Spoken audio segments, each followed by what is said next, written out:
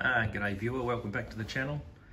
Just a bit of an update to see what's going on in the shed since the last video. So what we've got here is a 1981 CM Valiant or Chrysler Regal station wagon. Chrysler Australia Limited built them in I don't know, the 79, 80, 81, something like that. And it was the last of the VH to CM series that they did from sort of 71 to 81. Chrysler, you know, they made the VH in 71. They were up against the Australian Ford Falcon and the Aussie Holden HQ series at the time. And pretty much, I'm just ballparking it here, but pretty much probably for every 5 HQ Holdens, probably 3 Fords were sold, Ford Falcons, and probably 1 Valiant. So they sort of struggled around that 10 or 12% of the Aussie market at the time. So they were always a little bit cash strapped and never really quite got on top of it. Unlike their heydays from the S series, the R and S series, through to the VEs and VFs, you know, where they really did well in the Aussie market up until, you know, 68, 69 and 70. And then big cars and the fuel crisis in the early 70s really hurt the local manufacturers. And Chrysler really suffered. Now this model here, to my American viewer, is it's a bit of a copy of the US Valiant, sort of widened, stretched, but pretty much the same. I mean, you'll recognise the shape of the cowl or the plenum over there, really similar to US. I think they call them A bodies or B bodies or something like that.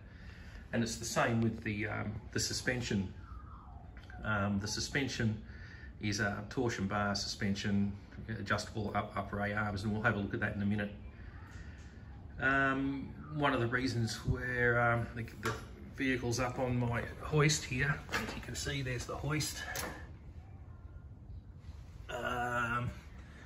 is that when I did the 2-year sort of rebuilding of it, wasn't really rebuilding, it was just small job fixes, get licensed, get it over the pits and get it on the road. Of course, I did every suspension bush, tie rod end, ball joint that I could, except the dreaded lower control arm bush, which I neglected. And of course, yesterday's little trip down south and back has resulted in a funny wheel angle and a shot lower control arm bush.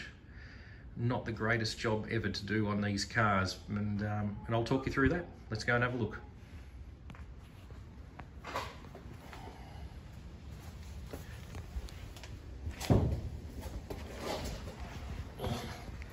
So here we are. Everything up here got replaced. All the tie rod ends, upper and lower ball joints, all new and lovely. And of course, the one I neglected is this little devil right up in there somewhere. And that's a little bit ordinary to get to. And I'll show you why, because you have to pull apart the torsion bar, and there you are right there. There's a clip behind that frame, remember, on the back side of it there you've got to pull out, and then this joins all the way back up to the lower control arm there, up in there somewhere, and then there's some sort of pivot bolt mounting point thing here which also has to come out. The sway bar links have to be dropped, and pretty much all of this stuff comes apart. Being a CM, it's got the bumpers mounted up on the upper control arm instead of the frame mount there.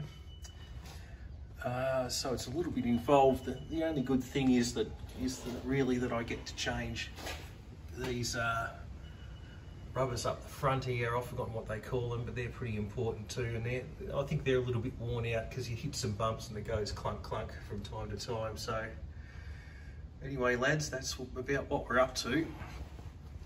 So the fuel injection job has been put on hold for a little while until I get the mighty CM back on the road again, and we might even make a little video on how to press those bushes in the lower control arm.